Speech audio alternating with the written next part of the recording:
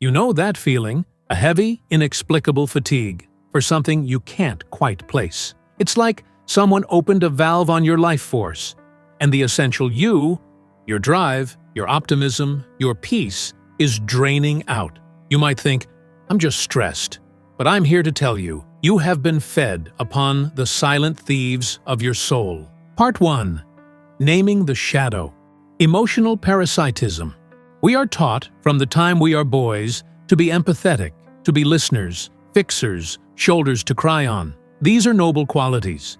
They are the foundation of true strength. But strength, unguided by wisdom, becomes a liability to those who cannot generate their own light.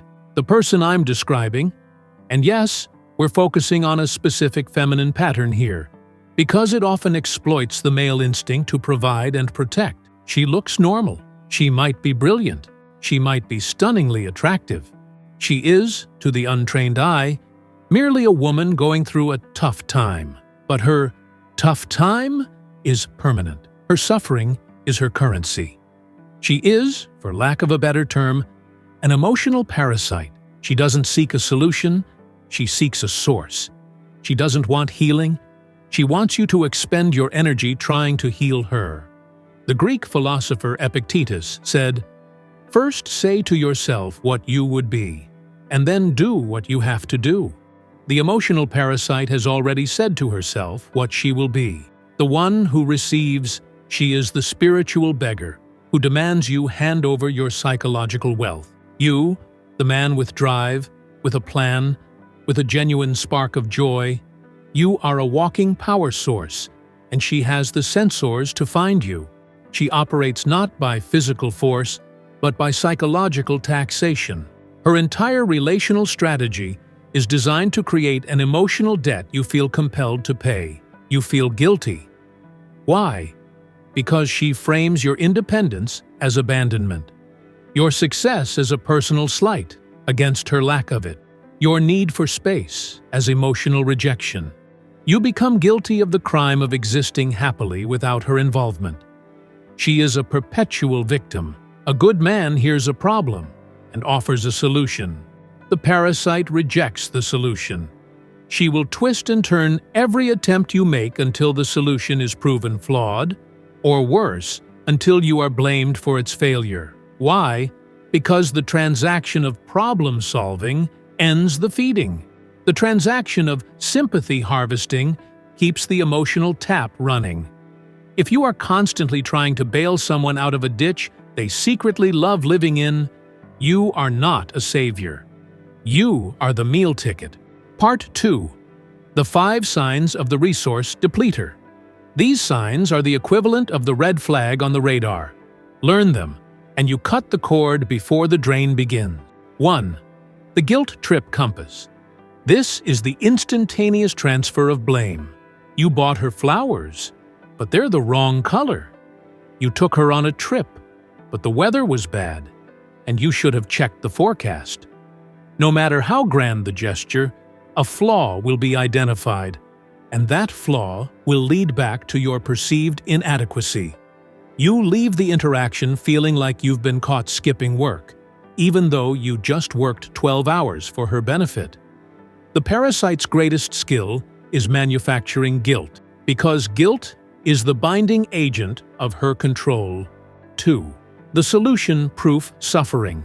This relates to the victim parasite we discussed. She is addicted to the narrative of her own suffering. You will notice that her problems are always the same shape, just with new names: the toxic boss, the deadbeat friend, the mean sister. You offer advice, resources, or even just a different perspective. She counters every single one. That won't work, because you don't understand. My situation is different, because her goal isn't relief. It's the continuous flow of attention and emotional energy you expend trying to fix what she doesn't want fixed. 3. The perpetual unaccountability. Nothing is ever her fault. Ever. The rent is late? It was the landlord's fault for not reminding her. She said something cruel? It was your fault for making her angry? The inability to take responsibility isn't just immaturity. It's an energy-preserving mechanism. Accepting fault requires introspection, growth, and the hard work of self-improvement, which is how emotionally healthy people generate their own energy. The parasite avoids this labor at all costs. She must project the blame outward so she can maintain her narrative of being the flawless, misunderstood victim. 4. The diminished joy. This is the ultimate test. How does she react to your good fortune? You get a promotion. You land a great deal. You feel genuinely, exuberantly happy. Does she celebrate with you? Or does she instantly pivot? That's nice, but I wish I had your luck. That promotion means you'll be working even more, and I'll be all alone. She cannot tolerate your joy because your self-generated happiness highlights her own empty core. She has to find a cloud to stand in, and then pull you under it with her. 5. The philosophical defense, the fortress of self. We're not talking about bad luck or a personality clash. We're talking about a fundamental misalignment of psychological energy. So how do you stop it? You don't fight the parasite. You cut off the host's supply. The defense is rooted in the philosophy of self-possession. Marcus Aurelius wrote, "If you are distressed by anything external, the pain is not due to the thing itself, but to your estimate of it, and this you have the power to revoke at any moment." This means her behavior only has power if you assign it value. Your defense has 3 non-negotiable pillars. Pillar 1, the sanctuary of no. The first line of defense is the absolute unyielding boundary. The word no is the emotional shield. When she tries to dump a crisis on you at 11 p.m., "No, I am not available to discuss this right now. We can talk tomorrow at 5 p.m. for 15 minutes. When she tries to leverage guilt, "No, I understand you're upset, but I am not responsible for your emotions." Your no will be met with resistance. She will cry. She will rage. She will escalate. But listen to me. That escalation is not an injury to you. It is merely the sound of the parasite realizing the door is locked. Do not negotiate with the noise. Pillar 2. The radical refusal to fix. You must accept that your desire to help her is being exploited. Stop trying to mend a ship that is designed to stay sunk. When she brings you a problem, listen, but do not engage in the solution-finding dance. You are not her therapist, her father, or her spiritual mentor. When she says, "My boss is terrible, what should I do?" you respond with a non-committal truth. That sounds incredibly difficult. I trust you will figure out the best way forward for yourself. You acknowledge the pain, but firmly transfer the responsibility back to the owner. You have offered empathy, but you have refused the exchange of energy for a non-existent fix. You have not given her food. Pillar 3. The primacy of your own light. The parasite hates your self-sufficiency. Her ultimate victory is when you start to feel like you are the problem, when you start shrinking your life to accommodate her chaos. The path to freedom is the path of expansion.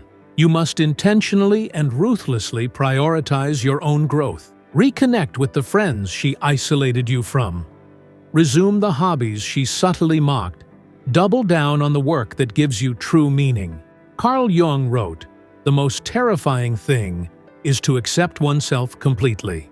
When you are whole and complete, the emotional parasite has no leverage. She cannot offer you what you already possess. The hard truth and the right choice. Here is the brutal, necessary truth you must internalize.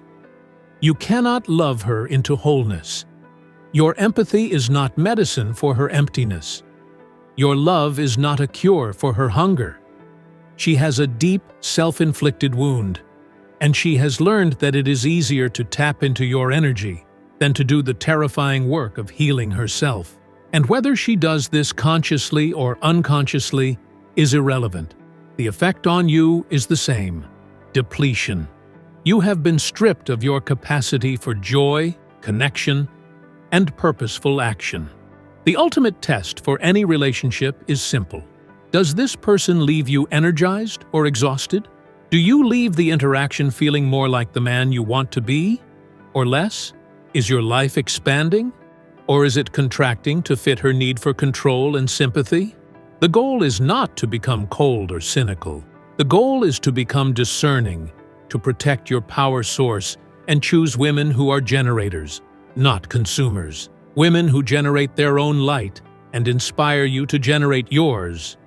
Women who see your strength and celebrate it, rather than seeing your empathy and exploiting it. Your life force is the most precious resource you possess. Stop offering it as a free meal. Learn the signs. Trust your gut. And choose wisely. Your sovereignty depends on it. Subscribe for more free valuable videos.